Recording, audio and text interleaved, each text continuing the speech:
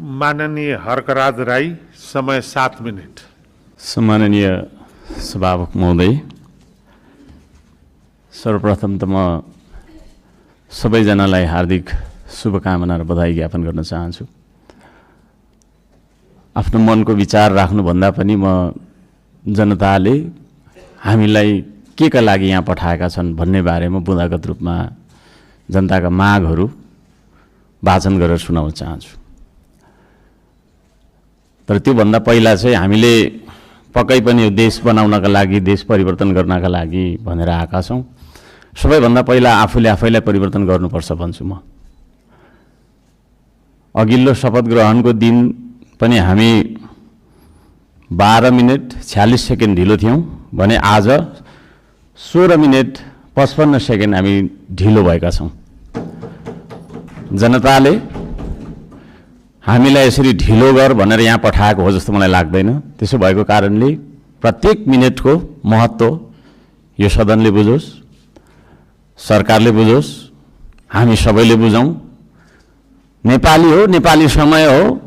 2 बजीको बैठक 3 बजी जाँदा पनि हुन्छ, 4 बजी जाँदा पनि हुन्छ, जे गर्दा पनि नेपाल हो, नेपाली हो भन्ने खालको जुन भाष्य हामीले मनमा लिएर बसेका छौँ, यही सबैभन्दा मुख्य कारण हो हामीले उन्नति गर्न नसक्नुको। त्यसो भएको कारणले गर्दाखेरि सभामुख महोदय मार्फत म सम्पूर्ण सदन, सरकार सबैलाई ध्यान आकर्षण गराउन चाहन्छु।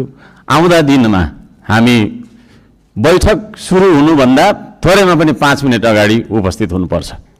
म यो माग राख्न चाहन्छु। हामी विभेदको अन्त्य गर्छौँ भनेर यहाँ भनिरहेका छौँ।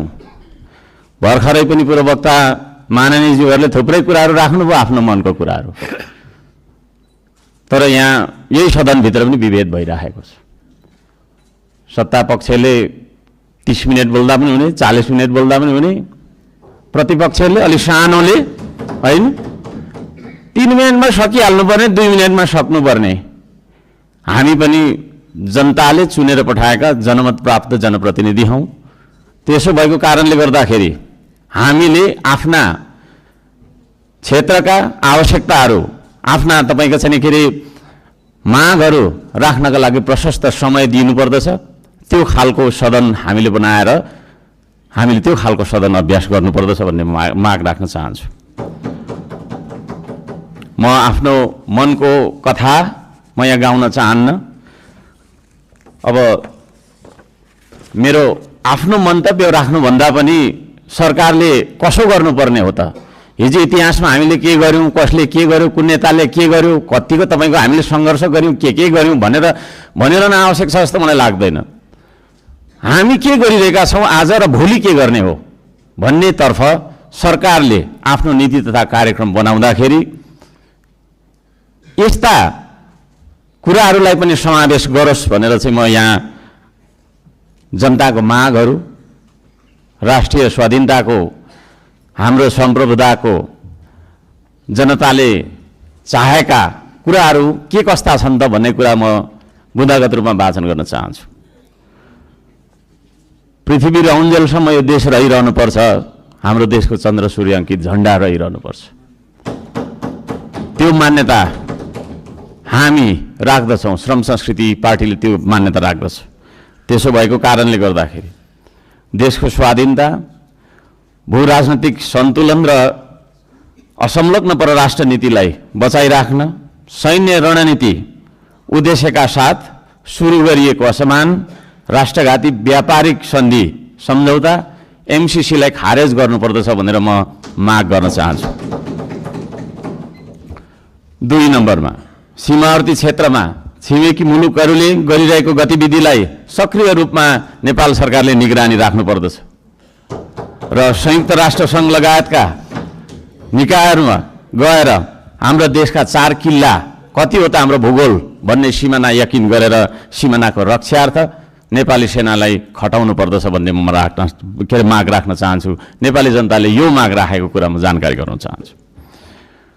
जनताले सोझै चुन्न पाउने प्रत्यक्ष कार्यकारीको चुनाव गर्नेतर्फ सरकारको नीति तथा कार्यक्रम अगाडि बढोस्। यदि सरकारले 2/3 नजिकको सरकारले त्यो कुरा अगाडि सार्छ भने त्यसमा हामी सबैले सहयोग गर्नुपर्दछ। नम्बर 4, जेनजी आन्दोलनमा डिस्कोड चलाएर जेनजी बालबालिकाहरूलाई स्कुल ड्रेसमा आन्दोलनमा बोलाउने, शान्तिपूर्ण आन्दोलनलाई भड्काएर हिंसात्मक बनाउने, आन्दोलनमाथि अन्धधुन्ध गोली चलाएर दमन गर्ने, 23 गतेको घटना घटाउने, साथै 24 गते सिंहदरबार, संसद भवन, सर्वोच्च अदालत जस्ता सरकारी भवनहरू जलाउने कृत्य गर्ने मान्छेहरूलाई पनि तपाईँको चाहिँ नि के अरे कारबाहीमा ल्याउनका लागि उच्च स्तरीय छानबिन समिति आयोग गठन गर्नका लागि हामी माग गर्दछौँ। 5 नम्बर, सम्पत्ति छानबिन तथा शुद्धिकरण अभियान सुरु गर्नुपर्दछ।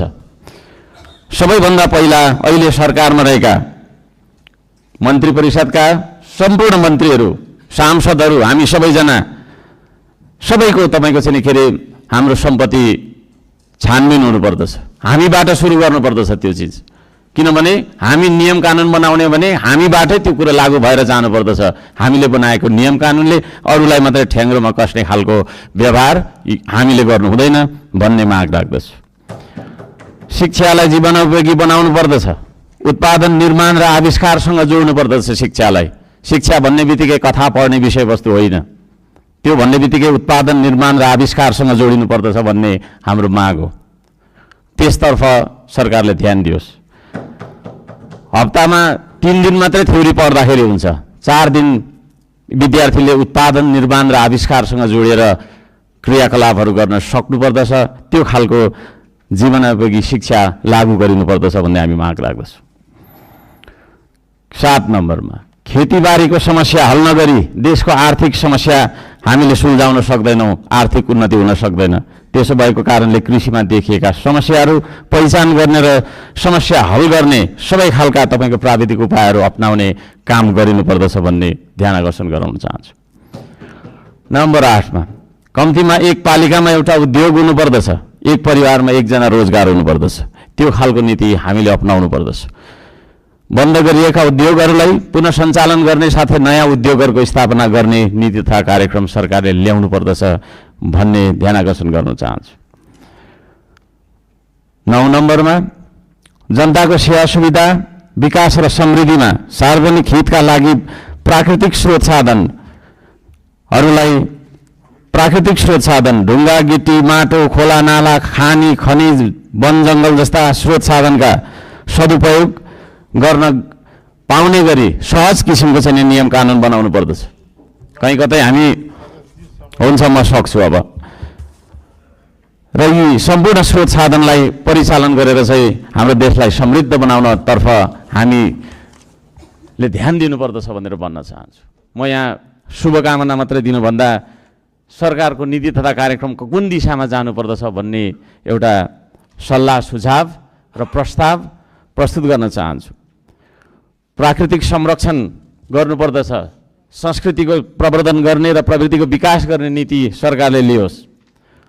सुशासनका निम्ति भ्रष्टाचार तपाईँको चाहिँ अन्त्य गर्ने, निष्पक्ष, मितव्ययी, पारदर्शी, जवाफदेही, दूरदर्शी, परिपक्व र दीर्घकालीन कामहरू गर्नेतर्फ सरकार अगाडि बढ्नुपर्दछ।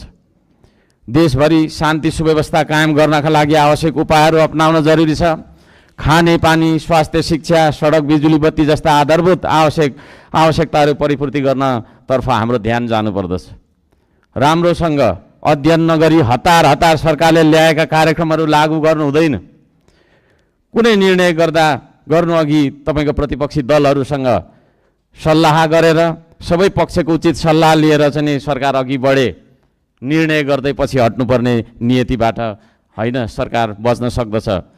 अहिले भर्खरै वृद्ध भत्ता, विद्यार्थी सङ्गठन, ब्रिज कोर्स जस्ता सम्बन्धमा निर्णयहरू जुन गरिएको छ यसलाई पुनर्विचार गरियोस् भन्न म चाहन्छु। वृद्ध भत्ताको समयको मापदण्डलाई जुन फेरबदल गर्ने भन्ने कुराहरू आएको छ कार्यसूचीमा, त्यस्ता कुराहरूमा सरकारले ध्यान दिएर मात्रै अगाडि बढ्दाखेरि राम्रो हुन्छ भन्ने माग राख्दछु। सुकुम्बासी भन्दै नागरिकको बासको अधिकारलाई खोज्दै डोजर चलाउने, राज्य आतङ्क फैलाउने चलनको अन्त्य गरियोस्। म त्यो भन्न चाहन्छु। जनताको घर टहरा भत्काउनु हुँदैन, विस्थापन होइन व्यवस्थापनको नीति सरकारले लागू गरेर अगाडि बढ्दाखेरि सबैले राम्रो हुनेछ। दशकौँदेखि बस्दै आएका भूमिहीन सुकुम्बासीहरूको स्वामित्व दिने गरी लाल पूर्जाको व्यवस्था गरोस् भनेर पनि म भन्न चाहन्छु। किसान मजदुर सुकुम्बासीका समस्या पहिचान गरी समाधानको पहल गर्ने सिद्धियो। धनीको मात्रै होइन गरिबको पनि हो यो देश भन्ने खालको आभास हामीलाई हुनुपर्दछ र जनतालाई पनि त्यो आभास भएको हुनुपर्दछ। त्यसतर्फ सरकारले काम गरोस् भन्ने म अनुरोध गर्न चाहन्छु। उपत्यका बाहिर पनि नेपाल छ भन्ने कुरा हामीले व्यवहारबाट जनाउनुपर्छ। यो काठमाडौँ उपत्यका मात्रै नेपाल हो भन्ने किसिमले सबै विकास चाहिँ यहाँभित्र मात्रै थोपार्ने किसिमको चाहिँ विकास हुनु हुँदैन भनेर म ध्यान आकर्षण गर्न चाहन्छु। सबै खाले विभेदको अन्त्य गरिनुपर्दछ। भुप्पू गोर्खा सैनिकहरूको समान पेन्सनका लागि नेपाल सरकारले आवश्यक सबै खालका पहलहरू गरोस्। नेपाल सरकारले गरेको सन्धि मार्फत चाहिँ नि गएका भुप्पू गोर्खाहरूलाई नागरिकता कायम राखेर चाहिँ नि उहाँहरूलाई एउटा नागरिकको दर्जामा राख्ने नियम त्यो खालको चाहिँ नीति हामीले अवलम्बन गर्नुपर्दछ भनेर ध्यान आकर्षण गराउन चाहन्छु। समयको पाबन्दीले गर्दाखेरि मैले यी कुराहरू सबै कुरा वाचन गर्न चाहिनँ।